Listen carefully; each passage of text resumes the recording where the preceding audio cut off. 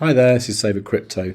So I reckon everyone's probably seen this tweet by now from Benjamin Minku. This was about how they were compensating the community for the kind of cock-up that happened with Ride. I mean, this has involved getting these whales to return a ginormous amounts of Ride and EGLD and all that, and then buying various Ride and EGLD off various people who kind of obtained it in a kind of not exactly fair way.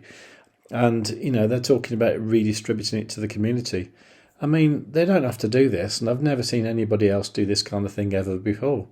If ever you thought that Elrond wasn't a reputable company, or the project wasn't any good, or it was a rug pull or anything like that, I'm sorry, but you're a complete dickhead. It's actually one of the most sound projects out there in my mind. If I'm wrong, fair play, but I really don't think I am. I think Elrond is brilliant. I've become a bit of an Elrond moon boy, but I don't care. I like it. I'm proud to be an Elrond moon boy. So what's happening with the price? Well, the price of EGLD, it's really weird actually. I don't know if you saw my videos from a few weeks ago, but I kind of randomly drew this kind of double bottom in here and this big arrow pointing up there, and I've left it on the chart because I was saying it's either going to do a double bottom and go up, or it's going to sort of just plunge down here.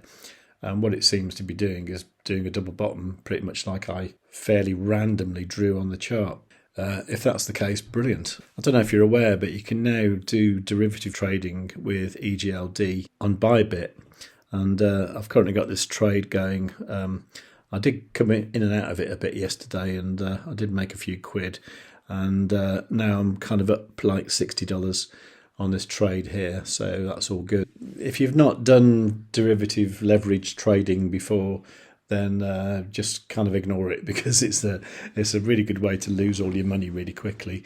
And it's really not for the faint-hearted. I will be covering some more ByBit stuff maybe next year.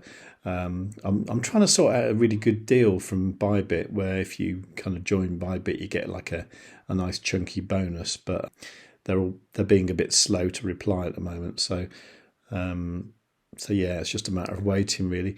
But as soon as I get that, I'll probably get a bit more keen on the ByBit kind of stuff. But it really isn't, for the inexperienced. It's kind of you really need to know what you're doing if you want to get into that side of trading. I do honestly think all the yield farming is much, much more safer and, a lot more relaxed really. And, you can sleep at night. Whereas if you've got big leverage trades going on at night, it's really hard to get to sleep, I find anyway.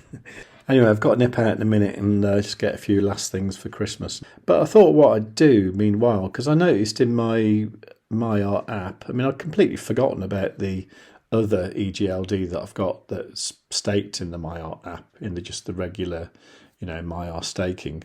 And, I had a few EGLD there, which isn't really doing very much. What I used to do was wait till I earned about one EGLD, then I'd just put it back into one of the staking providers. But I think what I'll do now, I might just make some LKMEX EGLD LPs and then add them to this farm here.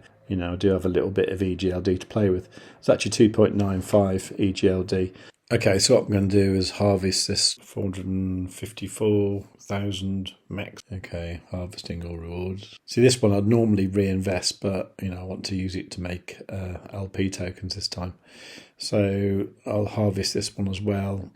So harvest that. And by the way, it says 12 cents and 23 cents on the two things that I signed there. I say, okay, so that's all harvested. I wonder if that's enough. Let's have a look. So that's $790 worth of locked MEX, and I've got 765 of EGLD. Okay, that should be enough. So what I need to do is go to liquidity, add liquidity. I'm going to say all for the moment. Now, you see, if I used all the LKMEX, it would be not enough EGLD. So I'm just going to say 2.9431 EGLD. I've got a balance of 2.95, so that should be all right. Slippage on 0.1, add liquidity. Okay, that's all the transactions signed. So adding liquidity. I mean, I must admit, this has been working really well. I've not seen any failed transactions or anything like that. Seems to just work really well now. So I'm going to stake that in my EGLD-MEX farm. There you go. And stake. Okay, transaction signed. Adding farm stake. I did cut a little bits out of the video there just to speed things up a little bit. Just because you don't really want to stare at things just moving across the screen. Okay, so I think that's done. Let me just have a check here. Now, I do seem to have a little bit of locked MEX left over, 27 bucks. Maybe what I'll do, I'll harvest this one and then I'll just throw that into the Earn MEX one. So here we go. It's weird, you see, I've got two different lots of LKMEX. Yeah, it's a bit of a pain, you see, because what happens if you harvest LKMEX that's going to unlock on different dates, it appears separately. So for example, I've still now got this 43,000 here that I need to do something with, so I'm just going to stake that. So I'll add that in anyway. Okay, so what I've done, I've increased the size of my EGLD-MEX farm a little bit, and I've just reinvested some stuff in the MEX farm. So, yeah, it's all good, really. I mean, looking at my total here, 192,000 compared to yesterday, I was at 177,000. So, yeah, I mean, if you're counting dollars, I mean, I'm considerably up today. But, as you know, I'm not that into counting the dollars, really. I'm more interested in the actual number of MEX and all that sort of thing, because I have no intention to convert all this into dollars at any point in the near future. I mean, I've had a few questions about people asking about tax and stuff, and this totally depends on the country you live in. I mean, I can't give financial advice, obviously, anyway. You need to see like a tax person about that sort of thing. But I mean, just check it out for your own country. I mean, where I live in France, if you make a living from day trading and every day you're converting your money into fiat, then that becomes a taxable income.